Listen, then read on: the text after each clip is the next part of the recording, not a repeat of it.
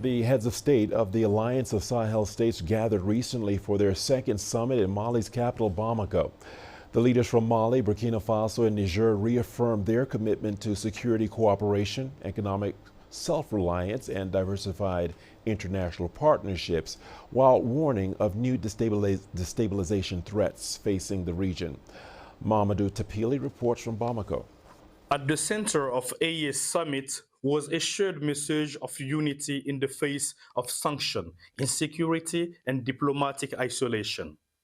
Mali's president and outgoing AES chair, Assimi Goïta, said the Confederation will continue to diversify its international partnerships, particularly with emerging powers, while insisting that cooperation must fully respect the sovereignty of Sahelian states. Goïta praised what he called the resilience of Sahelian populations, arguing that regional unity had been decisive in overcoming sanctions he called economic terrorism.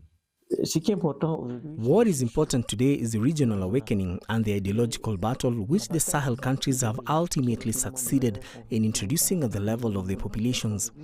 These populations now see no other viable alternative outside the Sahel countries, and this appears to be the greatest victory beyond diplomatic and economic sanctions. On security, AES leaders reported positive operational gains. According to Goïta, several terrorist bases have been dismantled through joint operations.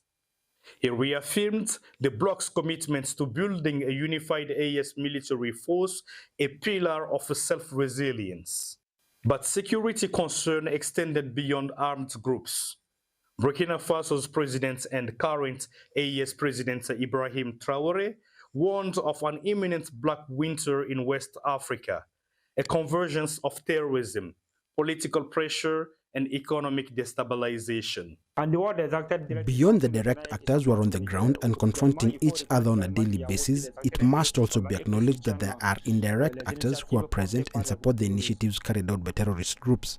Goïta rejected portrayals of the Sahel as structurally poor, insisting instead that underdevelopment is the result of external dependency and constrained policy choices. As a concrete step, leaders highlighted the recent launch of the Confederation Investment and Development Bank and unveiled AES Television, a new regional broadcaster designed to counter disinformation and hostile narratives.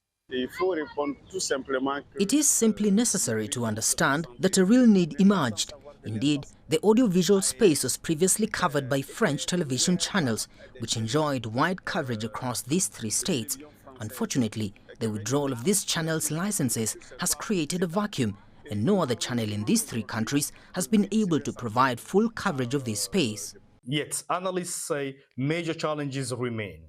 The AES still operates within economic and monetary system it does not fully control. There are also new uncertainties ahead. In recent months, ECOWAS has signaled a tougher posture toward the trio that withdrew from the regional bloc in early 2025, raising questions about future regional relations and possible renewed pressure. This hegemony in pursuit of sovereignty has always clashed with global geopolitical ambitions. This was notably the case of the African Union at the SADC summit in 1999 under the leadership of the Libyan revolutionary Muammar Gaddafi. Today, as far as the Sahel is concerned, the diplomatic pressure, economic sanctions, and isolation it faces fall within relatively classic and well-known mechanisms. For supporters, the AES embodies resistance, dignity, and the reclaiming of agency. But as security threats continue and regional tensions persist, many hope the coming months will see the AES move further toward lasting transformation. Mamadou Tapili, CGTN, Bamako.